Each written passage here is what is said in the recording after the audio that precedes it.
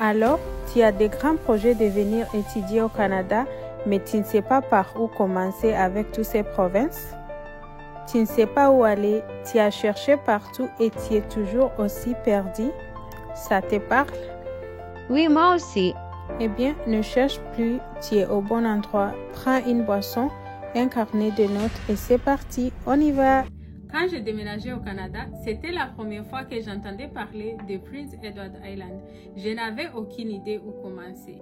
J'avais trouvé une école, mais je connaissais personne ici. Et ce que j'avais entendu sur d'autres provinces comme Ontario et Québec m'a fait penser que tout sera pareil ailleurs. Mais à mon arrivée, j'ai compris que ce n'était pas du tout le cas. Et chaque province a ses propres particularités et ne pas les connaître peut compliquer les choses pour toi. Comme je vous disais, quand je suis arrivée, je fais l'erreur de penser que toutes les provinces fonctionnent d'une même manière. J'avais des amis à Québec, à Toronto ou ailleurs, un peu partout, et je les avais demandé des informations. J'ai fait un peu le Facebook, j'essayais de chercher des informations partout, surtout à ce qui me concernait, l'étude et les aides sociales pour le child care. Donc, j'avais le plan en tête, mais quand je suis arrivée ici, c'était complètement différent. Les choses ne marchaient pas comme je m'attendais. À un moment donné, j'ai voulu même déménager. J'ai appelé les amis à Ontario et tout. Est-ce que vous pouvez me chercher une maison? Je peux trouver le daycare facilement là-bas, parce que la réalité était trop pour moi. Je pensais que mon fils va avoir un daycare de $10. Il n'a pas trouvé, c'était $31 par jour. I never expected it. Et je pensais que peut-être je peux avoir l'aide sociale ici. Il te faut être un résident de province au moins pendant 18 mois avant que tu commences à trouver le child benefit. Et je me suis dit, si je savais mieux, j'allais planifier mieux. Et j'avais pas d'autre option. J'étais obligée de rester et de trouver une solution, parce que c'est là où j'avais trouvé l'école, et déménager, aller trouver une école ailleurs, ça allait être plus compliqué. Donc, ça m'a plus poussé de commencer mon chaîne YouTube, parce que je me suis dit, c'est très important que chacun, le Canada est grand et la différence des provinces, c'est énorme. Donc, il faut que chacun fait la décision, a very informed decision, ok? Donc, c'était ça pour mon expérience. Le choix de la province ne se fait pas au hasard. Si vous venez étudier, il faut vous assurer que la province a des programmes adaptés à vos études, mais aussi il faut considérer le marché de travail une fois que vous terminez à étudier.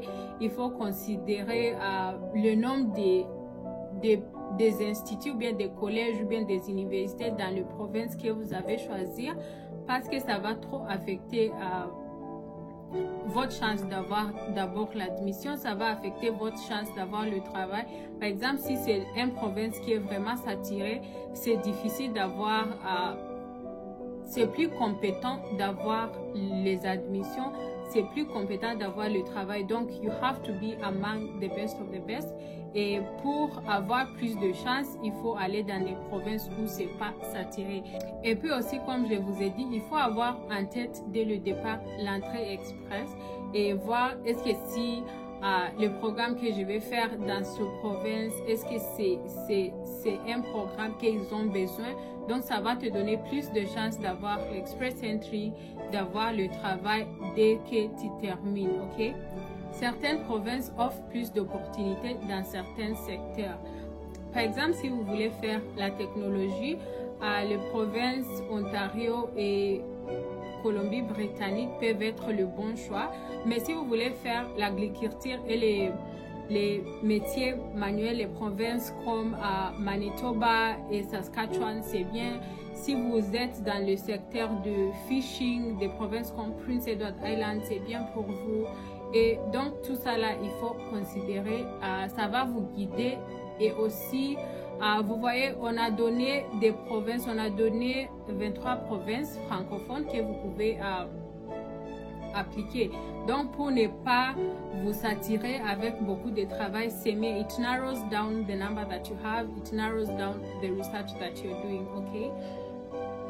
Donc, ce que vous devrez prendre en compte, c'est le programme qui est disponible dans les provinces et aussi le marché du travail à propos de ce que vous voulez étudier après. Est-ce que ça sera facile pour trouver le travail? Et puis, le coût de vie. Chaque province est différent. Le coût de vie, le minimum wage, c'est aussi très important. Par exemple, quand j'ai cherché Ontario, des maisons à Ontario, c'était très cher. Une chambre, c'était 1500 ou bien quelque chose. C'était même pas une chambre, c'est like a room. À Ontario, c'était très cher à comparer à Prince Edward Island. Et je savais qu'avec mon fils, il me faut absolument un one bedroom. Donc, c'était que mon budget de loyer allait être 2500 et tout. Et j'avais pas cet argent. Donc, du coup, Ontario, c'était pas une option pour moi. Tu vois, non? Et puis, le minimum wage, parce que c'est important que dès que tu arrives, c'est important que tu peux trouver le travail, c'est important que tu commences à travailler aussitôt possible. Si tu n'es pas venu à travailler, par exemple, si tu es venu en tant qu'étudiant, il faut chercher aussi en fonction de, avec ce que je sais, par exemple, si tu as le métier que tu connais déjà faire, si tu pourras trouver facilement le travail dans les provinces où tu pars. Donc, ça va t'aider aussi à to narrow down the number of provinces. Donc, du coup, comme le Canada offre beaucoup de provinces, c'est très important de tenir ça en compte. Ce que je vis, il ne faut pas seulement considérer que, par exemple, j'ai des membres de famille à Ontario, donc absolument je dois aller à Ontario. Et ça peut être que Ontario c'est bien pour eux, mais c'est pas mieux pour toi. Et actuellement jusqu'à là, beaucoup de gens connaissaient Québec comme the place where to go si tu parles français. Mais là, comme on est en train d'inviter les gens de partir partout au Canada, les 23 provinces qu'ils ont mentionnées, tu vas trouver que peut-être dans des petites provinces, il n'y a pas beaucoup de gens, il n'y a pas beaucoup de Noirs, il n'y a pas peut-être il n'y a pas beaucoup de gens que tu connaisses là-bas. C'est un challenge pour toi, mais tu peux plus exceller dans des provinces où il n'y a pas beaucoup de gens que dans des provinces qui sont saturées. Donc, ne tiens pas compte seulement que ici, je connais personne et tout, j'ai pas de connexion. Dès que tu arrives et tu fais, ça va un peu être difficile, mais tu peux faire tes recherches. Par exemple, tu trouves l'école, tu commences à... Dès que tu arrives, tu vas avoir des amis de l'école, tu vas certainement trouver quelqu'un pour t'aider. Mais dès le départ, c'est important de chercher une province qui va marcher pour toi. Et ce qui est étonnant, c'est que des fois, tu peux déménager dans une province pensant que tu comptes sur ta membre de famille qui est là, mais à la fin de la journée, ils vont pas t'aider. Donc, tu vas être étonné que, par exemple, tu t'es dit, si je pars à Prince Edward Island, il y a Priscilla, elle va m'aider, elle va me loger et tout et tout. Tu arrives et la réalité est que personne ne peut loger. C'est bizarre, mais c'est ça. C'est pas, en fait, les choses ne marchent pas complètement comme en Afrique et tu vas trouver que la personne que tu comptais sur pour t'aider n'est même pas disponible. Moi, j'ai des amis qui me disaient que même par exemple, tu décides, je vais chercher une école à Prince Edward Island parce que Priscilla est là, c'est facile, elle va aller me chercher l'école, elle va faire ça, elle va faire ça. Et à la fin de la journée, la personne n'a même pas le temps pour aller demander des informations pour toi. Elle est sur place, mais elle n'a pas le temps. Ou bien elle veut même pas le faire. Donc, c'est bien de commencer dès le début. Regarde ton cas particulier. Si tu trouves quelqu'un qui est là, dis merci. Si tu ne trouves pas, je t'encourage toujours de faire le grand pas et d'y partir si tu vois que vraiment c'est le bon endroit pour toi.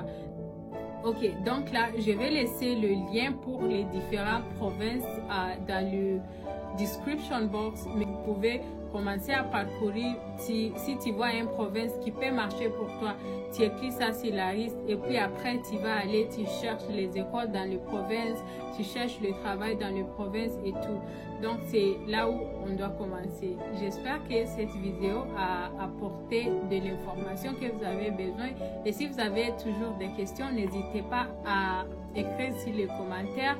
Et je vous encourage aussi de regarder l'autre vidéo que je vais poster ici. Ça donne plus d'informations sur le programme francophone. Until next time, bye bye.